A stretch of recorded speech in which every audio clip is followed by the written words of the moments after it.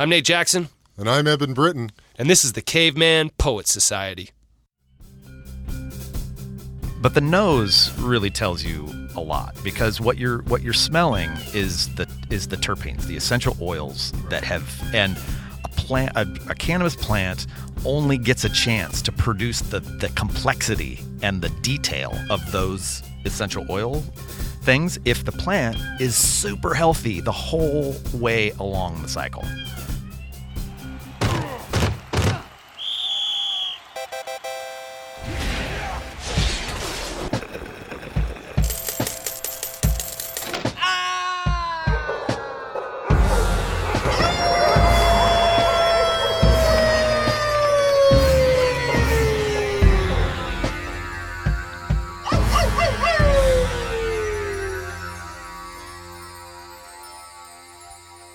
Welcome to another episode of the Caveman Poet Society.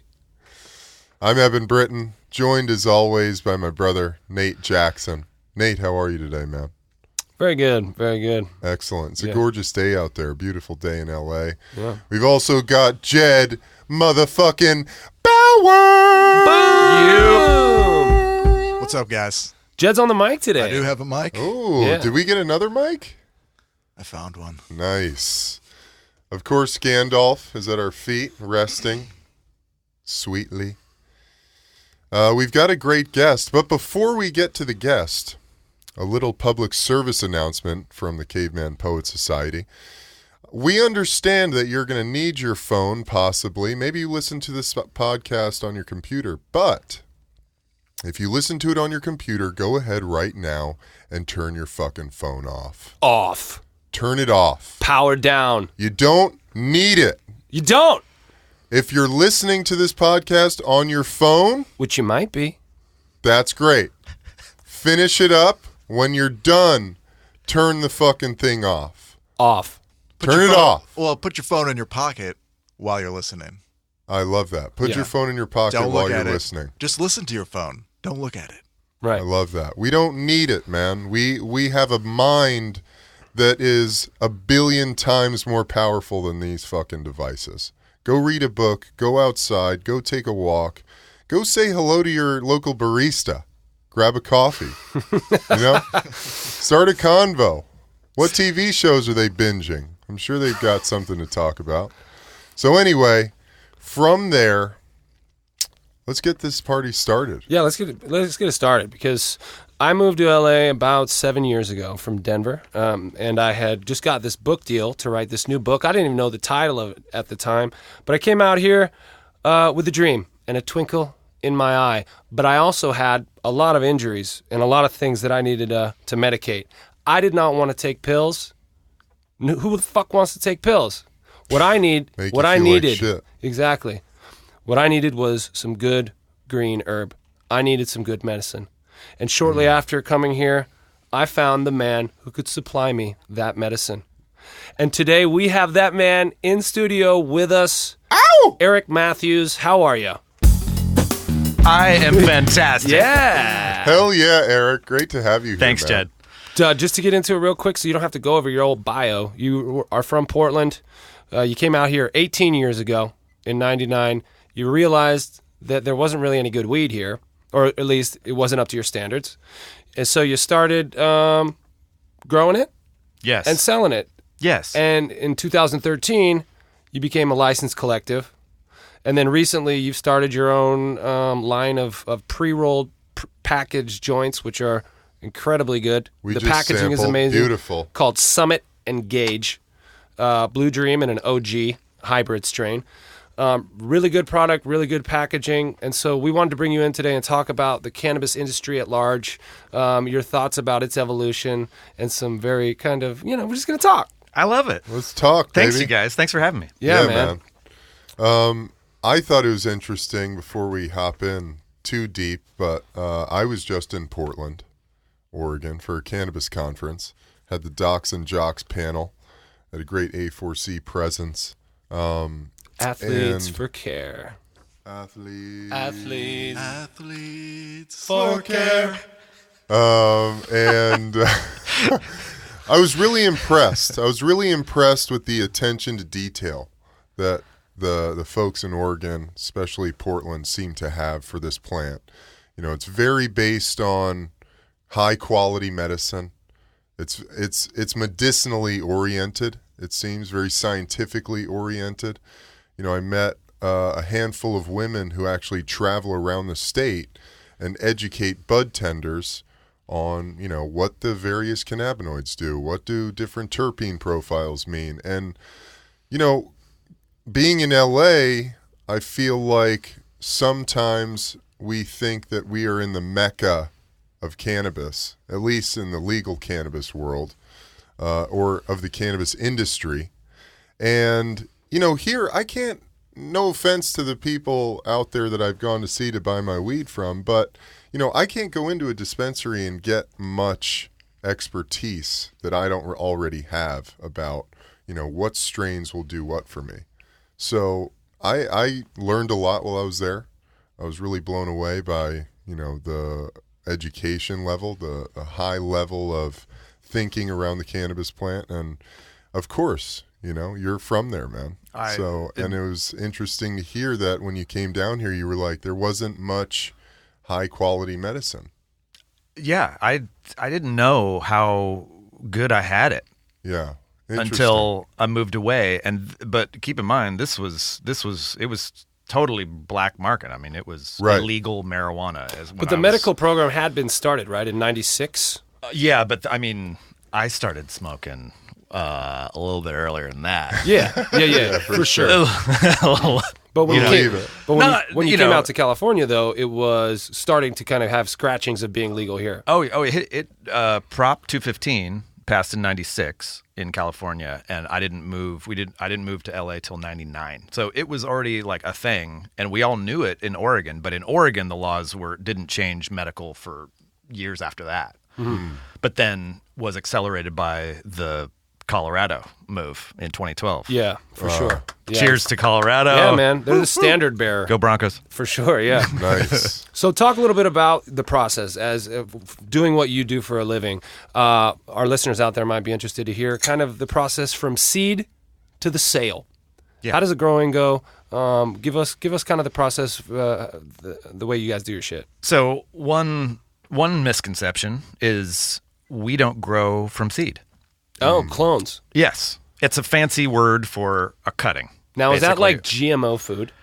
No, not at all. Genetically modified. So all it is just you're just cutting a small little branch, little start that comes off the main, stalk, and the mother. Yeah, exactly. The mother. Yeah. Which is such a cool term. Yeah. That is, and the reason it's a mother instead of a father is that these are all female plants. Right. Because female plants are the ones that produce the flowers. Right.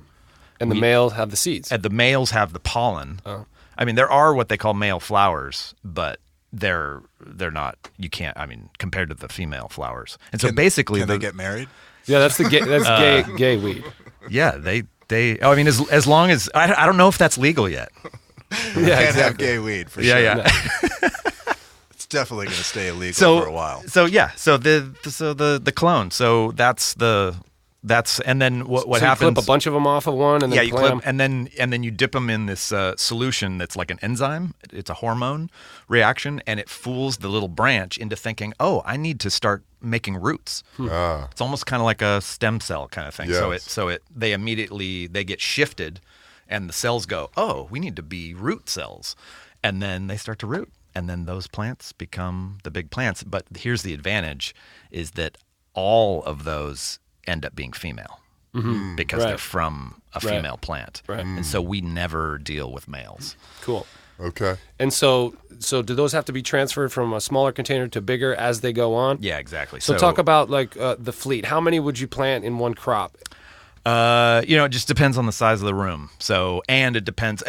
That kind of depends. It depends on how big a plant you're planning on growing up before you put it into flower. So there's some people that flower their plants, they're only like a foot tall. Mm-hmm. And they call that technique, they call it sea of green. And basically each plant is just, basically all you're trying to do is get like a half or maybe like a half ounce or a quarter from each plant, but you've got like 16 plants under each light. We we grow bigger plants and fewer of them.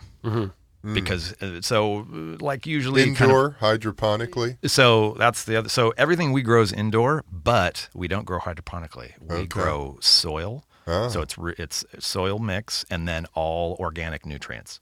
So we kind of do a hybrid. So nice. And the reason for that is because we believe that that's where you get the top quality, because it's kind of the best of both worlds. You get the control of the indoor environment, so you have total control of humidity and temperature and all these different things and the lights. Yeah. But you also get the terpene you get the terpene production from from those natural nutrients. The other advantage too is in the soil. Yeah, and the organic nutrients. Right. Yeah.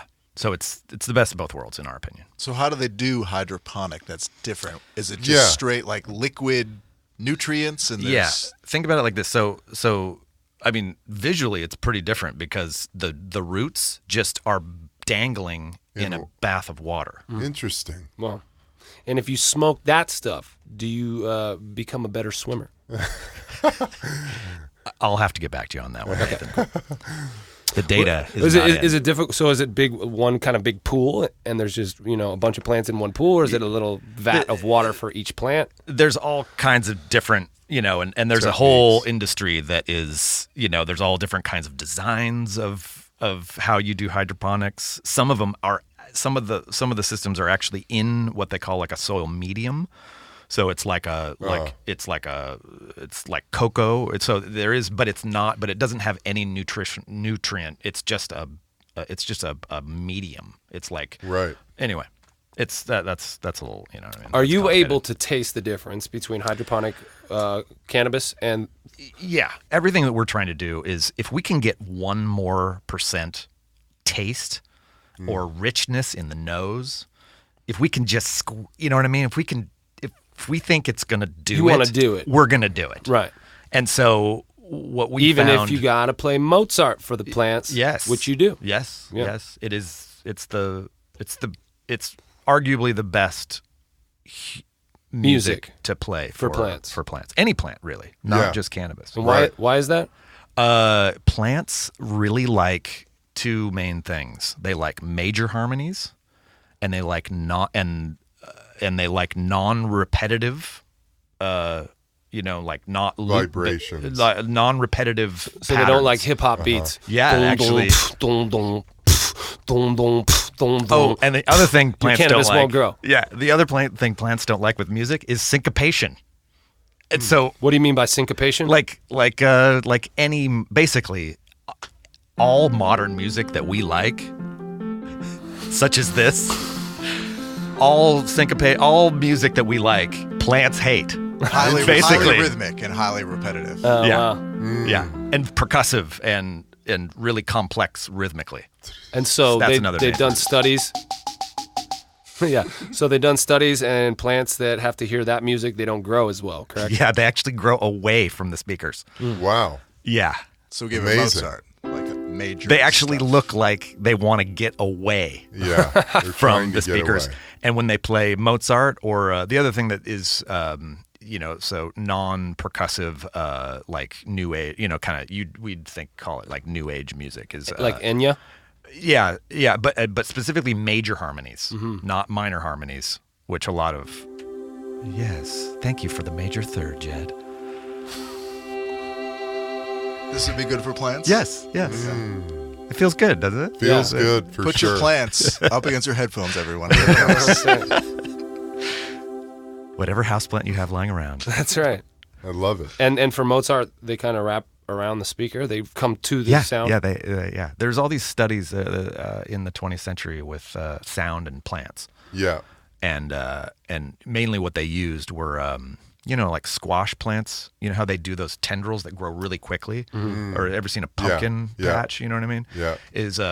They tried to find the fastest growing plants, but honestly, cannabis plants are like in that category. They grow really fast. pig dicks are also spiral shaped, and if you play Mozart for them, they get a hard I up. thought that was the tail. Both. It's the dicks, too. Well, one of the maybe it's a chicken that has a spiral dick. Okay. I think it's a duck. Interesting. But to get back into your growing operation, so when I go to procure my cannabis from you, you show me maybe 12, 15 different strains that you have available, maybe more. So you have to figure out what you know how many plants of each strain. So how do you do that? Is it based on what's selling the best? Is it based on what grows the best? It's a little bit of both. It's a little bit of both because, you know, different strains require kind of different like environments. By the way, you guys are, I didn't mention this, that your company's name, Boutique Chronique. Yes. Yeah. Yes. Beautiful name. Yes. Our other partner, Pamela Way, came up with that name like many years ago, 15 plus years ago, and we just still love it. That's great. Love it too. It's great. So Eric's the grower, the other Eric. Yeah. So I just have to give him a shout out. So everything I know is because I know him. And I'm always very curious because I'm just such a connoisseur that I'm always like, why did this turn out so much better? You know what I mean? Like, and so I'm always, and then I fill in the grow rooms. You know, And so in your mind, why does it turn out better? What is it, the small attentions to detail that Eric has been able to master that you see as the difference between fine herb and shitty swag? and just shitty. Well, mainly is, you know, it's kind of the small batch approach, which you can apply to all kinds of, you know, it's like microbrew, you know, business things like that is our rooms are small. We have multiple smaller rooms instead of one or two giant warehouses. And it's just attention to detail. Here's the analogy is, you know, Budweiser has to brew 1 million gallons of beer. And do you think that's going to come out as good as Not something when they're that's dumping high fructose corn syrup in it? or you know what I mean? Bullshit. Like they have and whatever you know, chemicals they have to use to sustain that high of a volume of a product. Yeah, you know? exactly. Yeah. But if you brew beer in a more sort of like, you know, small brewery kind of way, it's like the attention to that detail. Also, plants are aware of their surroundings. And one of our things one of the basic things that Eric does is he always says he's like when he walks into the room and he looks at every plant Because they're looking at him, right? like That's not funny, Jed. It's true. It is true. There's an awareness, and plants are looking at you, Jed. So when you go outside, you think you're alone. When you're doing that thing you do out in your backyard, you're not alone, Jed. Okay? The Maybe I don't want plants. to be alone. The plants is watching. Maybe that's why I like it. That's why Jed likes it. Yeah, I like to have an audience. The Secret Life of Plants, that book, there's a great book called The Secret Life of Plants, and there is strong evidence that shows that plants know that you're there. Yeah. And they communicate with one another, right? Yeah. Through some kind of... Yeah. I heard a story that there's this guy, the Swami. Have you heard of him? He's No. up in Humboldt. He's got a big That beard. seems like a good place for a guy named Swami. Yeah. He's got, it looks like he's got an ashram where he does his whole big grow. And he told a story that, you know, he walks through his grow all the time. And he does the same thing, has this relationship with his plants and talks to them and, you know, really loves, just fuels them with love. And he said that one day he was walking through and he felt like a tap on his shoulder. And he turned around and he was looking at a plant, and right on the leaf was a big caterpillar that was just munching on this thing.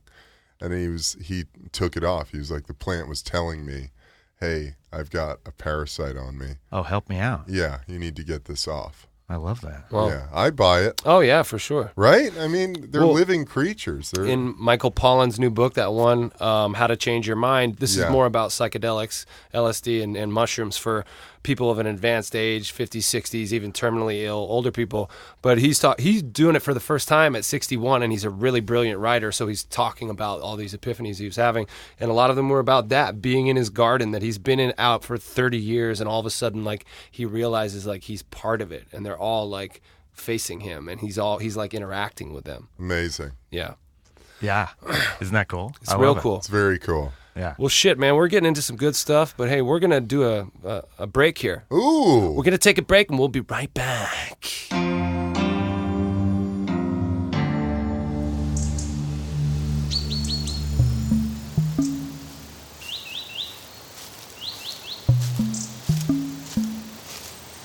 When you go out into the woods and you look at trees, you see all these different trees. And some of them are bent, and some of them are straight, and some of them are evergreens, and some of them are whatever. And you look at the tree and you allow it. You see why it is the way it is. You sort of understand that it didn't get enough light, and so it turned that way. And you don't get all emotional about it. You just allow it. You appreciate the tree. The minute you get near humans, you lose all that.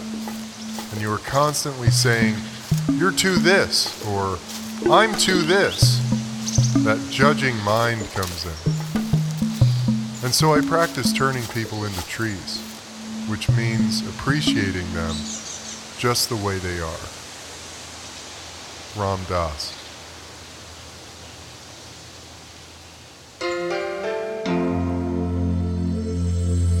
And we're back. Welcome back, everybody. We're going to break back into this thing with Erik. So, to jump back into the cannabis space, the industry, the legal market in California, what's your take on it? Man. I know it's a big question. It is a huge question. Man, I mean, nobody knows what the hell is going on, but it is all good. Right. Because you got customers. Because Prop 64 passed, for better or worse. Yeah. It, in my opinion, it had to happen. It would have been really bad if it hadn't have passed, because we would have had to probably wait for another 4 years. We would have been halfway to the big starting point. So at least we are almost 2 years in. I mean, this has been the most confusing, tumultuous year that I've ever seen. Why is that? Yeah. The regulations, the laws? Because when anything changes, all of us, everybody just wants things to be predictable. And the medical system that was in place before, everybody knew how to operate in that. And now everything's changed. Not everything. It's kind of, we're still in the just baby stages. So everything is kind of a hybrid situation right now. So there's what they call gray stores, are like the established medical businesses. So are those deliveries the same businesses that were there prior to the passing of Prop 64? They didn't have to change a thing that they did? Yeah, no. And they were able to really stay open the entire time? And Well, I mean, yeah. does their licensing change? Yeah, it's supposed to. Yeah. That's the thing about LA is it's just like, it's so big that, the whole going back to that second proposition that passed, actually it was called Prop 420. I don't know if that was just a coincidence, but this was like 04, 05, I want to say. And what it did is it paved the way for the opening of dispensaries and delivery services. Because before then, it was just the Prop 215 from 96, and it allowed this kind of like word-based framework, but it didn't have any specifics. So that's when all the dispensaries started. Remember, it was like around 07 and 08, like then it started to like go bananas. Yeah. It feels like there's no medical market here anymore, though. Because you have to go through the state now. You can't just go to a doctor. Yeah. The way you used to be able to walk in and get a prescription. Oh, you can't do that anymore? You can. No, that's still totally happening, and that'll happen for quite a while. Really? Yeah. Yeah. See, I mean, that's some bogus info I've got. Yeah. Fake news. Well, there's so much bogus info in the cannabis world. Yeah. Like, everyone's like sure about it, but they're not sure. Right. They have no idea. Yeah. That's why you're here, Eric. Please. Oh man, educate us. Let me. I mean, the reality is it's not like people aren't like lying to you on purpose. They just don't know. They just don't know, but they think they have the correct information. Right. I mean, it happens. I mean, it's just I mean, it's almost a full-time job just to figure out week to week what exactly is happening. Right. Yeah. I believe it. Is there some? No, you go ahead. Oh, I was going to say, this is what I've been telling everybody, because I get this question at the store a lot. You know what I mean? People, they're like, "What's going on?" You know what I mean? And I mean, ever since the Prop 64 passed, and then especially after the first this year was I'm like, look, did you think that legalizing weed in California wasn't going to be a shit show? Yeah. Mm-hmm. Of course, it was going to be just incredibly confusing and but that's why I say, but it's all good. Right. It's exactly what needed to happen, and we will all sort it out because we have such great. We also, Colorado in 2012. That was the coolest thing because it took the pressure off of California to do it. Yeah. And they've been the model thus far, right, on how to kind of do it correctly. Yeah, because the seventh ring of hell didn't rise up and swallow up Colorado. Right. So they aren't able to give you any statistics that say people are worse off or more teenagers are doing it. Yeah. Or there's like more crime. The antithesis. Yeah, I believe it's the opposite. Yeah, the only thing they're saying is that there are more people getting in car accidents that are under the influence of cannabis. I've read that a couple of But there's no tests to actually prove that. Exactly. That's the problem. Yeah, exactly. You can't test if somebody's under the influence, only that they've partook. Or partook in. Yeah. Just kidding. I don't know if it's partook. Partaken. Partook. Well, I think that's promising. It is a shit show, but hey, it's all good. And actually, it's good for you in a way because you produce this stuff it's of the highest quality. You take a lot of care to make sure you're giving a really good product, whereas there's a bunch of people coming in here just putting out some shit. Yeah. Like, some of these dispensaries you go to and you buy this certain strain that's supposed to be a sativa. Nope, doesn't feel like that. Then you get this indica. Nope, feels the same as the other one. There's a hybrid. Yep, it's all the same. So maybe tell me as a grower, is that because it's all grown in the same room and it cross-pollinates, it just becomes the same type of thing? Is that possible? I mean, from my perspective, one thing that contributes to that is, you guys have gone into like dispensaries, right? And it's like you look at like an indica, and then you look like a hybrid. You look at a spectrum, and you're like, I can't tell the difference. Yeah. Like there's no distinctive nose going on here. It all kind of looks basically the same. But the nose really tells you a lot because what you're smelling is the terpenes, the essential oils that have, and a cannabis plant only gets a chance to produce the complexity and the detail of those essential oil things if the plant is super healthy the whole way along the cycle. You know what I mean? Yeah. It's just like giving, it's like giving a child the best education possible. It's like you know what I mean? Like, and the best diet and all that. food. Yeah, So exactly. they can develop their character. Exactly. Yeah. So those end up being like super, just really inspiring people because they've had just all these great resources. So when you grow sort of like on a more industrial scale, or you just don't even really know, my theory has always been you grow the weed that you know. Like, if you've never experienced something better, then you go, oh yeah, that's exactly good. Yeah, that's good enough. From my perspective, it's good enough. But like, if you know what something better is like, you're like, oh shit, I'm kind of bummed about that. Yeah. You know what I mean? Like the way that came out. You know what I mean? So then you're like, oh, put that aside. That's B stock. You know what I mean? And then you covet the cycles and the harvests that really come out amazing. So No doubt. I want to talk a little bit about strains. Yeah. And the lot of different strains out there. You hear a new one every day. It's like blueberry double mint fucking chocolate fucking Butthole. horse collar. Exactly. It's like, what are these names and which ones can you rely on as someone who sells fine product? What strains do you believe in? Not just ones you sell, but ones you've seen work, and maybe talk a little bit about what strains do for particular ailments for some of your customers. Have they seen an increase in focus, maybe cancer stuff? Talk a little bit about strains. I just sort of categorize them in in really like the way the effect.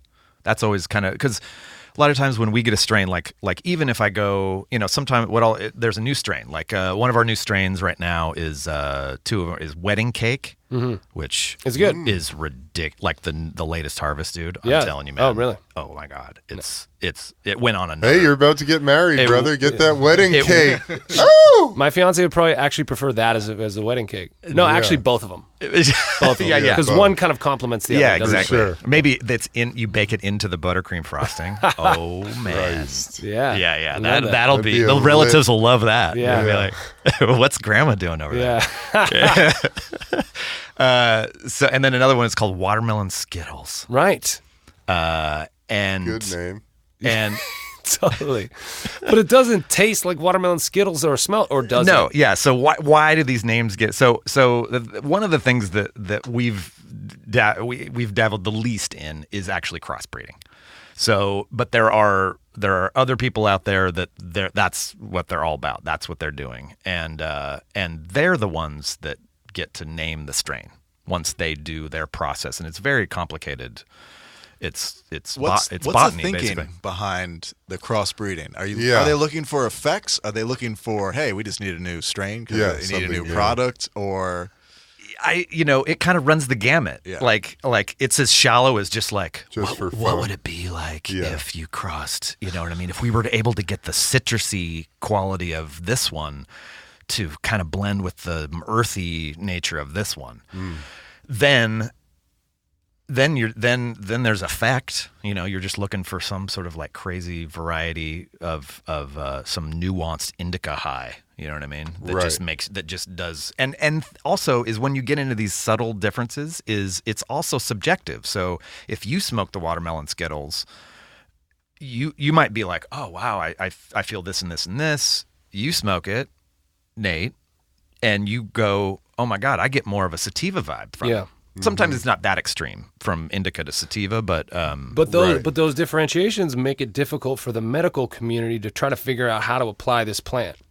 yes, Because it's not, there is no boilerplate. You take Right. you Yes, take does 0.6 grams of Blue Dream for this. Yeah. Well, but I would argue that actually that just mirrors what's already happening in the medical world, which is the realization that we are not all cookie cutter humans. Right. So Right. the same holds true for pharmaceuticals. Exactly. Yeah. That is the 20th century is this kind of like industrial sort of like mass produced model where everybody is just made up of cells, and we Right. just give you the drugs, but that's not what the data shows. The Right. data shows is that we're all actually unique. Your unique DNA and your unique is that you have specific things that are unto you. Something to keep in mind, too, with the pharmaceutical industry, those companies look for a 30% success rate on those drugs when they get them out there. Damn, to that doesn't market. seem very high. 30 fucking percent is acceptable for them to take a fucking pill to market. Wow. That's scary. Anyway, I mean, with weed, hey, at least that shit's going to put somebody to sleep. About 75, 80% of the time. No, it's definitely not going to kill you. It's definitely not going to kill you. It's not going to put you in a worse situation physically or biochemically. No. It's not going to make you fucking get a pistol and go shoot up a school. So when we're having this Like Adderall conversation does. about, what various strains do for different people, I mean, the pharmaceutical industry, all they care about is if it works 30% of the time. Well, 30% of the time, it works every time. It's a low number. It's really not good. Yeah. Is That there- that's about around the success rate of chemotherapy. Do you know that too? Of course it is. I think it's lower. I think believe it's it. 25%. And all I got to say about a 25% cure rate is, can you call that a Yeah. cure? Can I get something else? I think it's got to be 51% or more For sure. to say this is a cure. well, what are you citing? I guess 25% of all chemotherapy treatments for all cancers. Yeah, Okay. it's a pretty direct. So it's a some pretty cancers blanket. probably respond better to chemo than others. Yes. Breast cancer, I think, probably survives or responds well to chemo. I believe you're right. Yeah. Yeah. But tell me, I've heard this, and maybe this is true. Chemotherapy actually works better when you're using cannabis with it. Yes. Yeah. That's the thing, people, is I tell this people all the time, because a lot of times, especially when you go back in time a little bit, is people were like, oh, they felt like it was an either or thing. Like they were either going to do chemo and radiation or they were going to do cannabis. You do them together, you guys, because there was actually an Israeli study years ago, and their recommendation after the study was that all chemotherapy drugs, of which there are like 20 or 25 general sort of mixtures, right? They all were enhanced by the presence of cannabinoids, THC specifically. Interesting. And why is that? That's the thing, is that was they don't know. They don't know. They don't know. That's for another study. Yeah, there's so much we don't know about cannabis. Oh my God. And there's so much about its application in individuals and the way we feel, what it does to our soul, what it does to our motivation, our ability to be social, to connect, what it does to us sexually, what it does to testosterone, what it does to our endocrine system. Yeah. There's a lot of things that we don't know. What it does to your digestive system. Yeah. Whatever it does, I like it. Right. But we've talked about this, Eric, before, and you don't consume all day long. No. I Now there are. Wait, maybe I shouldn't admit that. No, you should, because it's the responsible. Am I way. less cool if I don't smoke pot all day long? To some people, yes, but those people have convinced themselves that they need to be high all day, every day. Yeah, those are the people who say Blue Dream is like coffee. Yeah, it's not like coffee. I don't know when the last time is that I drank a Colombian roast and I fucking hid in a closet for 3 hours. You know? Yeah. It's not like coffee. Yeah. I'm sorry. It's not. When you have a lot of stuff to do, smoke this. Yeah. I disagree with that. But some people, it's not the majority, but from my, I know plenty of people, because I know regular all day, everyday smokers. Right. They function better. But to me, usually what that means is that they're, a lot of times those people, they are, they're maybe a little bit ADHD. I think that's a pretty common, that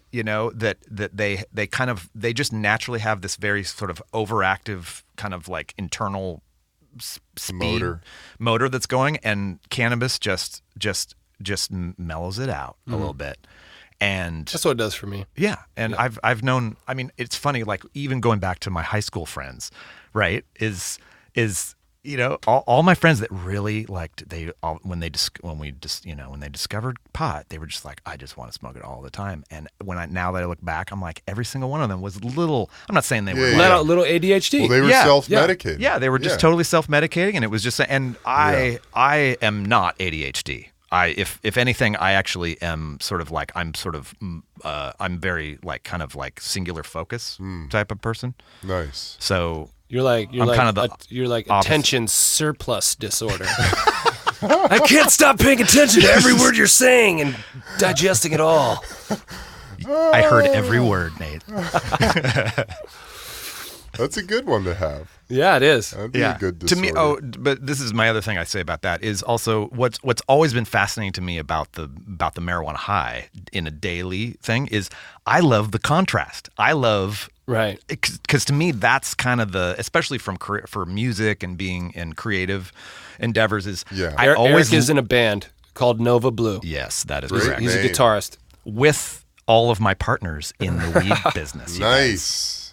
We are a band of weed people. Peeps. But isn't that really every band? Come on. Pretty much, But we're not all so productive with it. Yeah, exactly.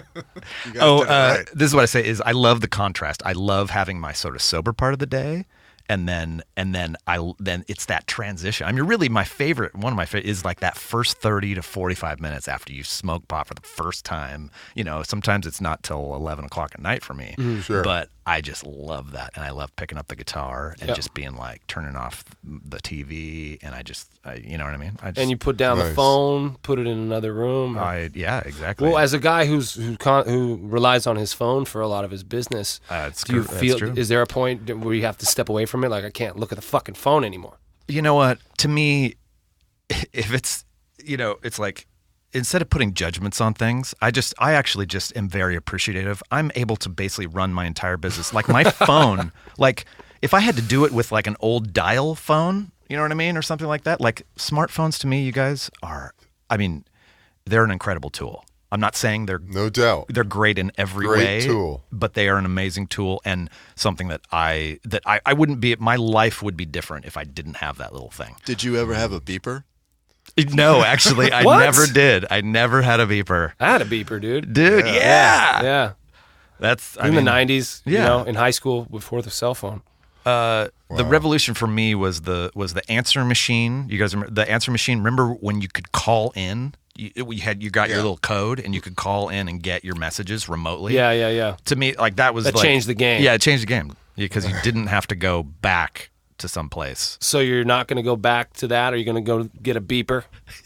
Yeah. Maybe when you want to downsize? No, or one of those big brick cell phones. Yeah. I want one of those, dude. Zach Morris from Saved by the Bell. When's Apple going to do a model like that? Just a big old brick next. phone. I mean, they're getting bigger with this fucking Plus, you know? Yeah. It's like you got an iPad on your head. We're going to make some calls about pagers and take another quick little break. We'll see you in a second. My friend has a new girlfriend. Everyone really likes her. She's super active and engaging. She enjoys fishing for compliments, hunting ex-boyfriends, and weaving intricate webs of lies. When she has a little time to herself, she watches her back, reads Facebook comments, writes Yelp reviews, and takes long walks on the treadmill. On weekends, she also likes running up credit card bills and singing her own praises. When she visits her family back home, she enjoys hiking up her skirt and cooking meth. She's great. We all love her. Okay, we're back with Erik Matthews, Chronique Boutique. Boutique Chronique. Talking all things chronic. And all things chronique. And we wanted to get into a little bit more strain-specific stuff about your customers because you have a direct dealing with those people on a daily basis at the store. And so you get to see what works for who and how and in what application. So talk a little bit about that and your kind of discovery that you could kind of aggregate people's stories and responses and be able to form a more a better picture about what's working. Yeah. So I'm trying to think, there's so much information that's rattling around my brain. But one kind of cool thing is there's an indica hybrid that we've grown for years. That's an exclusive strain. We call it Nova Lotus. The name of the band is, we had to name it ourselves. It was when we got it, it was the wrong name. We knew that, but we didn't know what the right name was. So we named it ourselves. We call it Nova Lotus after the band, Nova Blue. And the bud structure when it's growing, it kind of looks like a lotus flower a little bit. You know what I'm talking about? It kind of has that shape. Anyway, Jed, you've been a big fan. Jed's an indica guy. Jed is an indica guy. Yeah, I take it all, man. You like to cool out. I take it all. I like to play. I take it all, man. I do it all. I do it all. So Lotus has always, over the years, and people have always said that if they had lower back pain, that when they smoke Lotus, they feel an immediate relief of lower back pain. Interesting. It's happened so many times that after a while, initially I thought it was just sort of anecdotal, but now I'm kind of like, when anybody sort of is asking me questions, I'm like, and they're like, I have back pain. I go, oh, I have just the thing. Wow. Nice. So does that mean That's cannabis really cool. enters the body and goes to different locations based on its own genetics? Yeah, I think I can only get. I mean, I would love to know exactly. Like you were talking about, the research is right. Maybe one day we will know exactly what that mechanism is. Well, maybe the maybe there are specific cannabinoid receptors. Yeah, maybe the in receptors your system. are like keys, locks, and then the cannabis has different kind of keys, and they run around waiting for the one to stick in. Yeah, yes. And the ones that they stick in are the ones where they can help. Yeah, it's really interesting. Very. Wow. Yeah, it's fascinating. I would love to know. One day. Is there anything you can think of that's special about that strain? How it differs from others? Well, first of all, it has that. It has a shape to it that is sort of, when you see it, you're like that looks different, and it's also a purple. It has those indicas are the usually the kind of the purpley strains. That purple stuff. Yeah. And that's always fun. It also has an incredibly complex nose. It has notes. It has hints of vanilla. It has earthy tones. It has fruity tones. It is one of the most complex things I've ever smelled. I kind of remember that. Yeah, and literally very from accurate. Do you remember the vanilla? Yeah, I do. Wow. And from day to day, and then of course those aspects like translate to the taste as well. But literally from one day to the next, when I open that Nova Lotus jar and I smell it, I'll smell like a different thing. And I don't think the strain is changing. I think from day to day, our sort of like senses, especially our sense of smell, is sort of like maybe it was what I ate for breakfast or something like. You know what I mean? Sure. Like, Well, sometimes you can have two totally different experiences from smoking the same strain on 2 different days. I have. Sometimes definitely. you're like, feel great. So the next day you're like, I feel a little weird today. Yeah. Or I've had things where it was like I was like, oh, I've been smoking this one for the last couple of days, and then on the third day, all of a sudden, I'm just like, I didn't feel that at all. Or it was just like 5 to 10 minutes, and then I'm like, did I smoke? I don't even feel it. And then so usually that's the trick for most people is like that's when you're like, oh, I got to switch up the strain. You know what I mean? Because most regular pot smokers, you sort of you'll gain a little bit of a tolerance. People do it quicker than other. Some people take some weeks. I just read this last night in rat models. They did these tests, and female rats built up a tolerance faster than male rats. Oh, interesting. Yeah. And To cannabis. To cannabis. They were specifically. giving weed to rats. Yeah. I love that. Dude, they tried to kill a monkey with edibles. They gave him 9,000 milligrams and couldn't kill him. Well, then that just shows. Yeah, if you're freaking out on 50 How milligrams. How did the monkey do? I don't know. He survived. He just chilled, or I don't know. Did he have a meltdown? I don't know what the monkey did. He definitely didn't have a good time. Yeah. No. But there's this whole stoned ape theory that, stimulating the brain of the monkey with mushrooms is what contributed to the rapid evolution of the human being, the consciousness. Yeah. And that's the an old- doubling of the human brain, Right. doubling in size. Have you heard of that brain. stoned ape theory? I want to hear more. Well, yeah, Terrence McKenna. Yeah. Yeah. Oh, is he? That was his. Yeah. That I, was One of one of his his things. theories. I think. I think that makes sense to me. As early man or even pre-man migrated out of Africa, they followed the herding animals that they were hunting and, killed for food.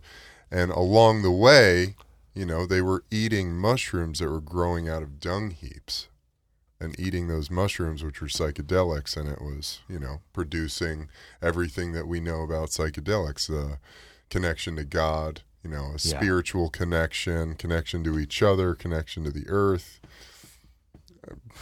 gaining a more profound understanding of life, I guess, overall, which Terrence McKenna in particular believed was the explanation for this rapid doubling in size of the human brain over a very short period of time, like, 20,000 years or something. The evolution of humans, concrescent involutions of Have you heard him speak before? Yes. Amazing voice. Oh, this is Terrence McKenna. Yeah. Yeah. If you ever want to just get blown Check away. out Psychedelic Salon. You ever do that podcast? It's a good one. They have a lot of old tapes of Terrence giving talks. I'm a big fan. Well, part of my is I've always felt like, especially when I first started smoking pot, and it was just what I didn't know back in Portland was, I always thought that pot was super green and sticky, and one little bud would smell up your whole bedroom, and you had to peel it off the inside of the bag. That's what pot was to me. It was just what I know now is just this danky, sticky, crazy stuff.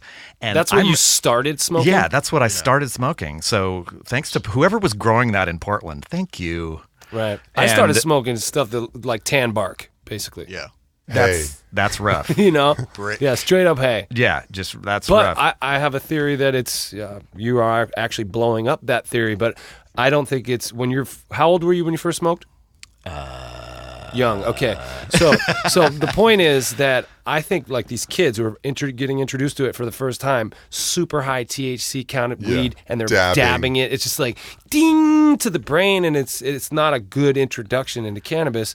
Maybe start with a lower THC stuff, which that tan bark was. Oh yeah, so, so you could smoke and kind of smoke feel like a lot you were. of it, yeah. You're like you could feel cool and like, but not be like freaking out. Oh, but here's my point is that those first experiences, it was very psychedelic for sure, and it was intense at times, and especially too was a lot of times we'd sneak out and we'd go and meet, my friends and I, and we'd meet at like midnight, right? And we'd go into the park and we'd smoke a bunch of weed. So it was dark and it was at night and it was like the moonlight and the street lights. And I mean, like hallucination, like crazy, like shadow play that I'd be like, that looks like a dinosaur. You know what I mean? I was like, you know what I mean? Like watching clouds in the sky where you're like, oh my God, that's like, that's a, you know what I mean? Like I had very vivid psychedelic experiences. What's your theory on people having bad experiences with cannabis?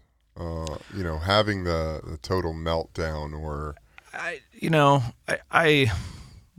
the risk of a lot of times this can sound like sort of blaming the victim, but I feel like it's very applicable to like the psychedelic rule.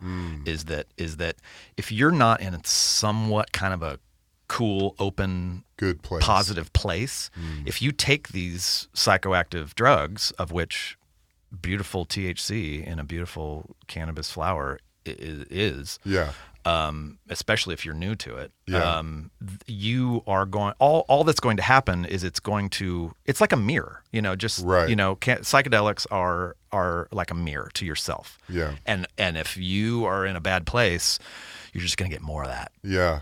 It's going to reflect back on you. But that's the breakthrough that hopefully happens for people is you see the face mirror. That. Yeah, you face that. You see the mirror, and then you learn to accept yourself and move on and then have a good time. Well, Ram Dass puts cannabis into the psychedelic category. I do, absolutely. Yeah. Okay. I love Ram Dass. Yeah, he's Be awesome. Here Now, man. That book. The shit. That's it. Yeah. So are there strains that you you notice that people seem to have that reaction to more than others? Sativa, for example, versus indica, versus a hybrid. People, I have read that with people who are schizophrenic, or cannabis can trigger psychotic episodes. Yeah. Certain strains more likely to do that than others. I don't think so. I think that sort of the party rule is, I used to, for example, this is back in the day, I used to think, because that at parties socially, I would want to smoke a sativa because I wouldn't want to be my energy sapped. I'd want to be kind of up and energized. But what I found was that if I'm sharing with a bunch of people that I just met at a party, is sometimes those people, especially if they've had a couple drinks, maybe they wouldn't have said yes to a couple puffs of my awesome joint unless they were a little bit tipsy, but they don't smoke pot on a kind of regular basis. Yeah. And if there's a style of the sativas, if there's going to be one that's going to make them kind of wig out and get little, and we all know this, is that feeling when you feel that everyone is in your head. Yeah, is like judging knows you're you. panicking. Yeah, and they like that. I remember they know I'm high. Yeah. You know what I mean? But the reality is nobody cares. Right. Nobody gives a fuck. Everybody's high. And not just about when you're high, just anything in life. No one cares what you're doing. Yeah. Right. Like, you may think that you just had this moment that just kind of shows you as the just complete loser that you are afraid you are. But no one even sees that. Nobody saw it. Because they're thinking the same things about themselves. Yeah. Right. But it seemed to you, it seemed like this giant, like monumental this event. And those moments, I guess those moments on weed become even more powerful. Like just every little moment, you just see the weight in it. Whether it's the buying a coffee, for example, from your Yeah. barista. When you're super stoned, that's like an event. Yeah. Oh yeah, you're yeah. stoked that you just made it all the way through. Yeah. To it, you're like, oh my god, it's in my hand now. Thank God. Yeah. And for that reason, people who smoke a lot of weed can tend to be kind of introverted and, kind of disappear. Yeah, Yeah. I was guilty of that. Like in my younger years, there was a time in my early 20s where I just stopped smoking pot, except for, and you guys will like this, except for musical situations. I always gave myself that caveat because to me, it was always undeniable. It's like if I needed to get into a groovy spot and play the guitar, Jam. and I wasn't and I was too stressed out or just too, in my Rigid. head. Smoke a little bit of pot. Within 30 seconds, I was like, "Oh, I can do this." Yeah. You know what I mean? So, but I didn't smoke pot socially because when I did, I just would get kind of heady and kind of Yeah. paranoid and worried about what people are thinking of me or whatever, and I would kind of clam up, Yeah. and not sit in the closet for 3 hours.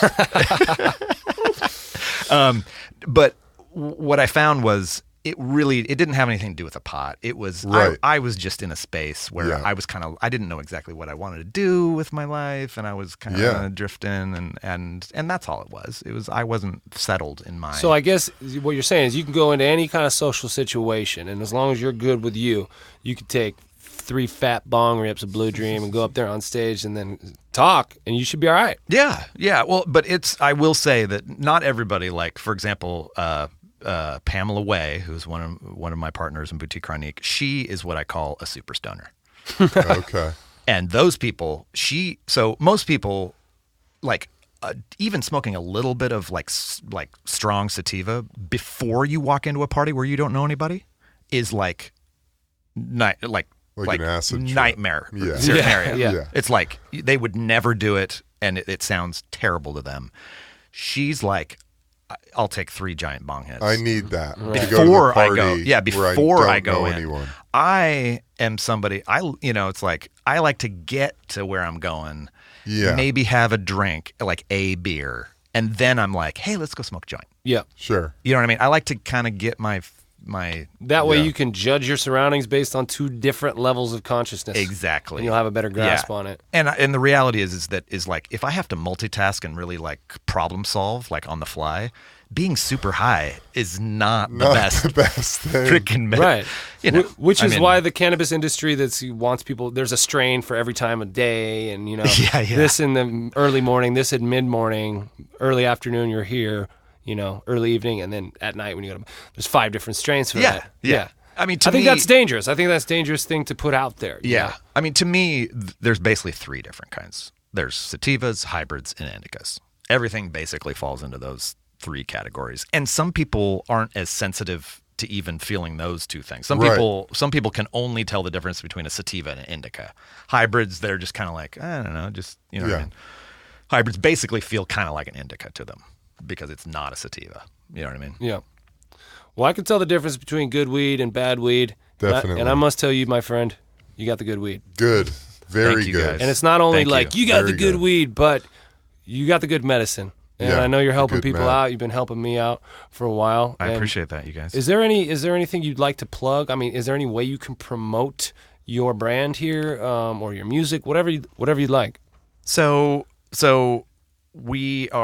our store is not open to the public. We're members only. Okay. And so that's that. Mm-hmm. And hopefully you'll be lucky enough to meet one of our Wander in. members. That's right. Oh, you have to be invited. Yeah. I like Yeah. that, dude. We'll see And, what we can do, Evan. All right. Yeah, we'll Thank see you what guys. we can Thank get you an Put in a invite, good man. word. Oh, Evan, you're in. All right, You're thanks, man. You're in for sure. So but Gage and Summit. So it's a 10-pack of beautiful pre-rolled joints. Really nice, guys. And Very nice. Summit is the sativa. We'll include photos of this, won't we, Jed? Yeah. On our social media That would be pages. awesome, you guys. Yeah, So definitely. that is a big deal for us. So that is our first wholesaleable product that we. Oh, cool. So that's we're basically it's a fully compliant product for statewide, from the Oregon border to the Mexican border. Ow! Where do they find that? So we are in we're just in a handful of stores and delivery services around the LA and Orange County area. Currently, just call your local dispensary or delivery service and ask for Gauge and Summit pre-rolls and demand that they have them. Don't ask, demand. Demand. Shelf. And check out your music. Where can we do that?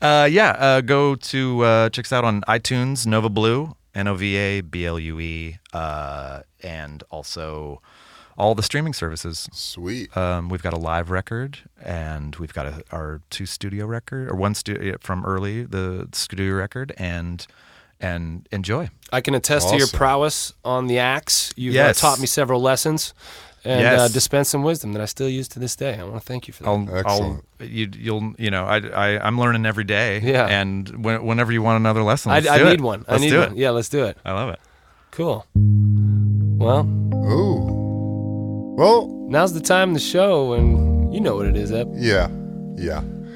This is the goodbye. But before we get to that, if you haven't already, subscribe to this podcast on iTunes, on Spotify, Stitcher, TuneIn, basically anywhere you get your podcasts except for SoundCloud. Fuck those guys. Fuck SoundCloud. We've got an Instagram at Caveman Poet Society. We've got a Twitter at Caveman Poet Pod, which is pretty dope. Check us out online at our website, cavemanpoetsociety.com. Send us an email. Shoot us your thoughts. We love hearing from you guys. Remember, pick the right medicine. Eat the right foods. Exercise. Hug someone you love. Talk to a stranger. Get to know somebody new. And put the fucking phone down. Put it down. Till next time. Everybody did a really good job on the pod. Said everybody did a really good job on the pod. Said everybody did a really good job on the pod. Yo, Eben, you did a really good job on the pod. Thank you. You're welcome. Nate did a really good job on the pod. Yes, he did. Erik Matthews did a really good job on the pod. Did a really good job. And Chad did a really good job on the pod. Yes, it did. Said everybody did everybody did everybody did everybody did everybody did everybody did everybody did